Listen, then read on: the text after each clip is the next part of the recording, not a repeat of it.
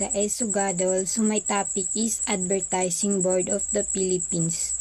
So former Central Regulatory Body of the Philippines Advertising promoted ethical standard and responsible advertising, coordinated ad screening especially for broadcast, comprised of K-Industry and Media Association. So ang ad board ay ito yung nagsisilbing leader o tagagabay sa buong advertising industry sa Pilipinas.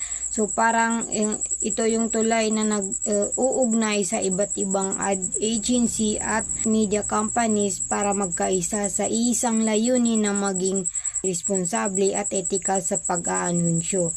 So hindi lang basta taga-check ng content, sila din yung nag-set ng rules at standard para masigurado na patas at walang misleading yung apps. So, Cinema Advertising Association of the Philippines. So, represent companies involved in cinema advertising.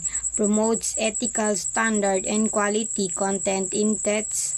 Coordinate effort to enhance ad effectiveness in cinemas. Aims to grow cinema as powerful advertising medium.